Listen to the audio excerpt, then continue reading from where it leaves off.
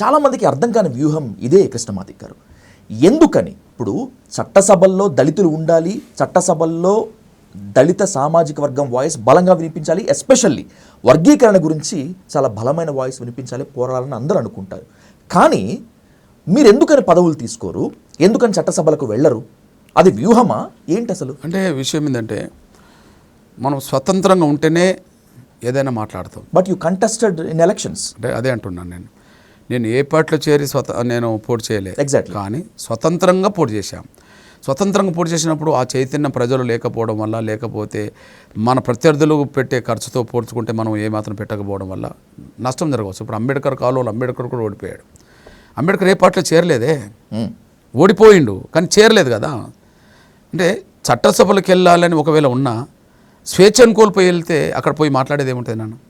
నేను ఏదైనా పార్టీలో చేరాను అనుకో, ఆ పార్టీ అధిష్టానం తీసుకునే నిర్ణయానికి ప్రతి విషయంలో నేను కట్టుబడి ఉండాల్సిందే కదా. అప్పుడు నేను అక్కడ పోయి నేను స్వేచ్ఛగా ఏం మాట్లాడతా? ఎప్పుడన్నా చట్టసభలకు వెళ్ళాలనుకుంటే స్వేచ్ఛ స్వతంత్రాలు మనకు ఉన్నాయని అనుకున్నప్పుడు మాత్రమే ఫలితం వస్తుంది కదా. ఆ ఫలితం రాని కాడ నేను ఎందుకు పరిగెత్తాలి, ఎందుకు ఏ పార్టీలో చేరాలి, ఏ పార్టీ ఇచ్చే పదవులు ఎందుకు తీసుకోవాలి? అందువల్ల చట్టసభలకు వెళ్ళాలనుకున్నప్పుడు కూడా ప్రజల ఆమోదం, మనకు స్వేచ్ఛ ఉన్నప్పుడు తప్పకుండా వెళ్తాం.